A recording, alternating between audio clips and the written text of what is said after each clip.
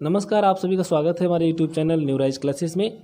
आइए भारत की वन स्थिति रिपोर्ट 2019 और उत्तर प्रदेश विशेष में अध्ययन करते हैं।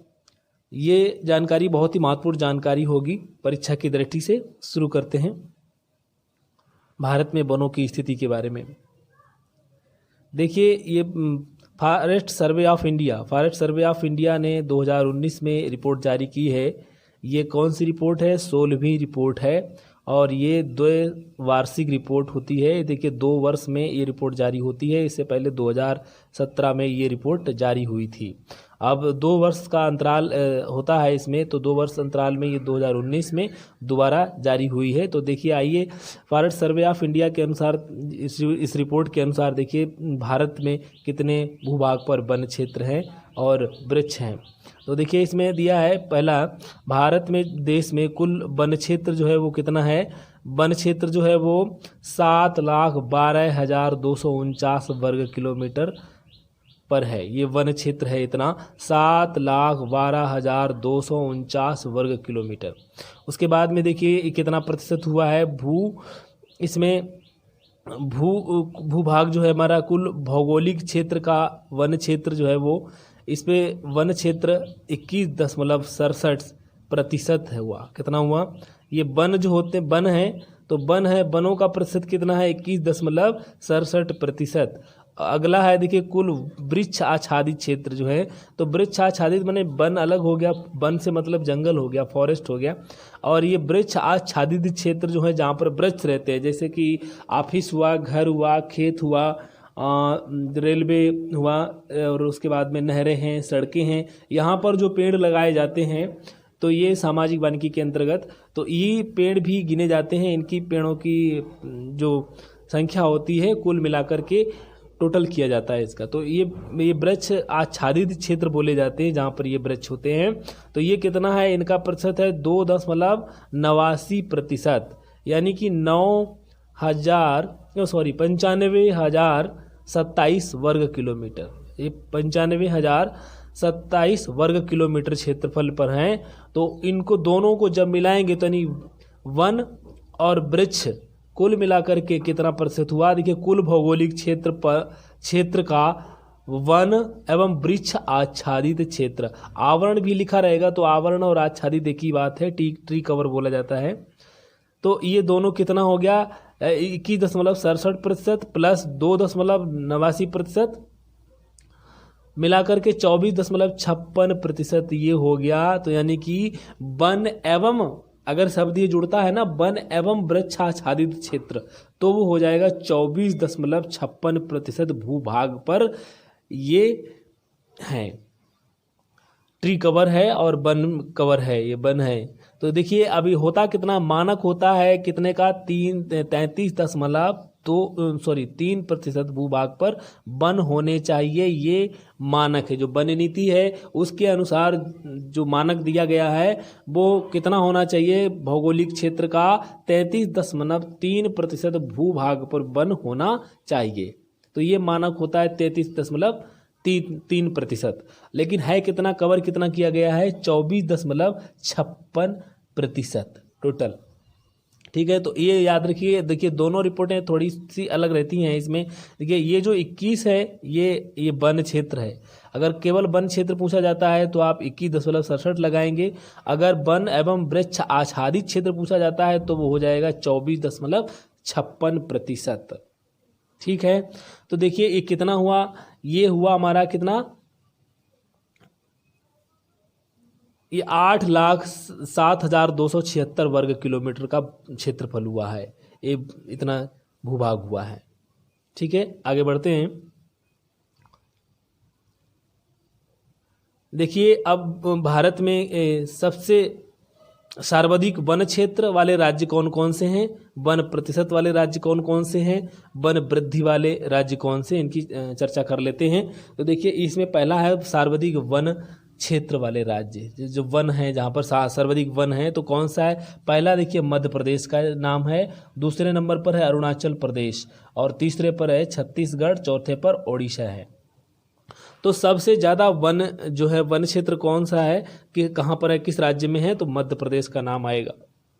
यहाँ पर मध्य प्रदेश है, और उसके बाद में दूसरे नंबर पर अरुणाचल प्रदेश है, तीसरे नंबर पर छत्तीसगढ़ है, और चौथे नंबर पर उड़ीसा है। तो ये बात याद रखिएगा, पहला नंबर जो है सबसे ज़्यादा वन, यानी कि सबसे ज़्यादा वन जो हैं वो कहाँ है, मध्य प्रदेश में। मध्य प्रदेश में सर्वाधिक वन क्षेत्र है, वन सबसे ज़्यादा है मध्य प्रदेश में। उसके बाद में नंबर 2 पर आता है अरुणाचल प्रदेश, और फिर है छत्तीसगढ़ और उड़ीसा। ये चारों चार तक दिए हैं मैंने यहाँ पर। इसमें 4 में 2 ही 3 पूछे जाते हैं ज़्यादातर। तो सबसे ज़्यादा वन क्षेत्र जो वाले राज्य कौन से हैं, तो वन क्षेत्र वाला राज्य सबसे ज़्यादा यहाँ पर मध्य प्रदेश में सबसे ज़्यादा वन पाए जाते हैं। ठीक है, वन प्रतिशत वाले कौन से हैं, देखिए वनों का जो प्रतिशत है वो अलग होता है वन क्षेत्र से। तो वन प्रतिशत वाले सबसे ज़्यादा वन प्रतिशत वाले राज्य कौन से हैं, वो है मिजोरम। पहला है मिजोरम।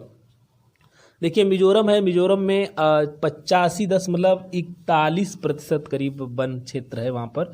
यहाँ पर कितना है, 85.41। और उसके बाद में नंबर आता है अरुणाचल प्रदेश का। तो अरुणाचल प्रदेश दूसरे नंबर पर है, यहाँ पर 79.63, यानी कि 79.63% भूभाग पर यहाँ पर वन है। उसके बाद में आता है मेघालय। तो मेघालय में 76.33% हैं, और मणिपुर है, तो मणिपुर में है 75.46। तो ये इस तरीके से ये प्रतिशत हुआ। तो सबसे ज़्यादा प्रतिशत जो है ना वो मिजोरम का है। तो मिजोरम आप यही पूछा जाएगा केवल 2 या 3 राज्य दिए होंगे, दो राज्य दिए होंगे। पहला है मिजोरम, दूसरा है अरुणाचल प्रदेश। तो अरुणाचल प्रदेश और उसके बाद में मेघालय, मेघालय के बाद मणिपुर है। ठीक है, तो ये है वन प्रतिशत वाले राज्य। तो सबसे ज़्यादा वन प्रतिशत कहाँ है, मिजोरम में है। कहाँ पर है, मिजोरम। उसके बाद में अरुणाचल दूसरे नंबर पर है, अरुणाचल प्रदेश, और तीसरे नंबर पर है मेघालय, मेघालय के बाद में मणिपुर है। सबसे ज़्यादा वन कहाँ है, तो सबसे ज़्यादा वन है वो मध्य प्रदेश क्षेत्र में है, सर्वाधिक वन क्षेत्र है यहाँ पर।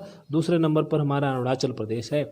ठीक है, तो ये इस तरीके से ये रिपोर्ट हुई। और उसमें वन वृद्धि वाले राज्य कहाँ, जहाँ पर 2017 से 2019 के बीच में जो वनों में वृद्धि हुई है वो वृद्धि दर वाले, सबसे अधिक वृद्धि दर वाले कौन से राज्य हैं, तो इसमें पहला राज्य है कर्नाटक। देखिए यहाँ पर सबसे ज़्यादा वृद्धि दर्ज की गई है वनों में। उसके बाद में आंध्र प्रदेश, केरल है तीसरे नंबर पर, और उसके बाद में है चौथे नंबर पर जम्मू एंड कश्मीर। तो सबसे ज़्यादा सर्वाधिक वन क्षेत्र वाला कौन हो जाएगा, मध्य प्रदेश हो जाएगा। वन प्रतिशत वाला हो गया मिजोरम, और उसके बाद में वन वृद्धि वाला अगर पूछा जाता है तो आप कर्नाटक हो जाएगा इसका। कर्नाटक के बाद में आंध्र प्रदेश है। तो सबसे सर्वाधिक यानी कि सबसे ज़्यादा वन क्षेत्र वाला राज्य हो गया मध्य प्रदेश।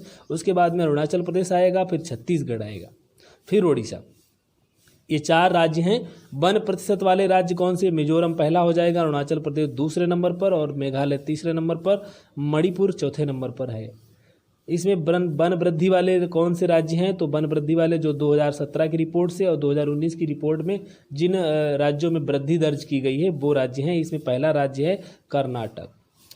तो कर्नाटक में वृद्धि दर्ज की गई सबसे ज़्यादा। उसके बाद में है आंध्र प्रदेश, आंध्र प्रदेश के बाद में केरल है, फिर जम्मू एंड कश्मीर है। आगे बढ़ते हैं।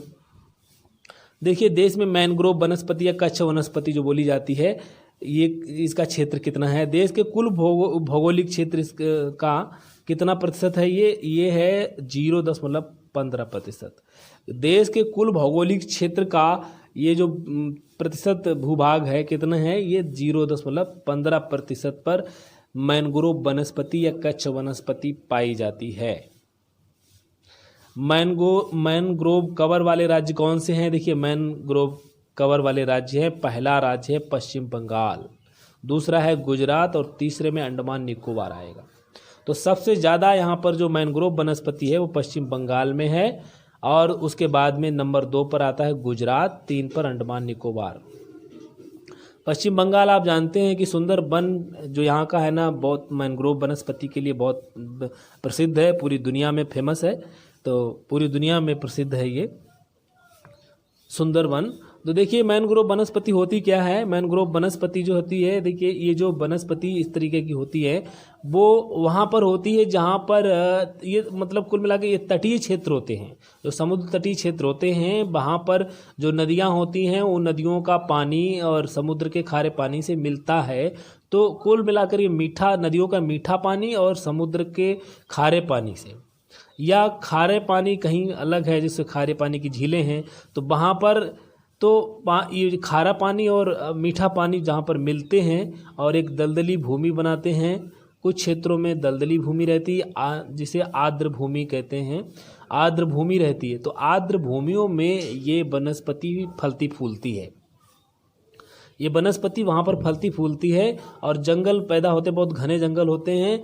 और इनकी जंगलों में जो पेड़ पौधे होते हैं उनकी जड़ें जो होती हैं ऊपर तक होती है, पानी में मतलब खड़े होते हैं। ये पेड़ पौधे क्या होते हैं, पानी में खड़े होते हैं और वो पानी खारा पानी होता है, खारा पानी होता है। ज़्यादातर ये नदियाँ जो समुद्र में जाकर के मिलती हैं उन क्षेत्रों में होते हैं, मुहाने पर होते हैं, जहाँ पर खारे पानी और मीठे पानी का मिलन होता है और आर्द्र भूमि तैयार होती है एक। तो इस तरीके की जो भूमि होती है ना, वहाँ पर ये वनस्पतियाँ पाई जाती हैं, ये मैंग्रोव वनस्पति बोली जाती हैं। देखिए इसके वृक्ष कैसे होते हैं, मैं इसमें दिखाता हूँ आपको। ये इस तरह के होते हैं। देखिए ये पानी भरा हुआ है, इधर ये पानी भरा, ये पेड़ वृक्ष हैं, उनकी ये जड़ें हैं। इस तरीके से ये पानी में भी खड़े रहते हैं और ये सूखते नहीं हैं। इस तरीके की वनस्पति यहाँ पर पाई जाती है। ये दलदली भी क्षेत्र होता है, थोड़ा आर्द्र भूमि रहती है कहीं कहीं पर, और ये पानी होता है इसमें, ठीक है।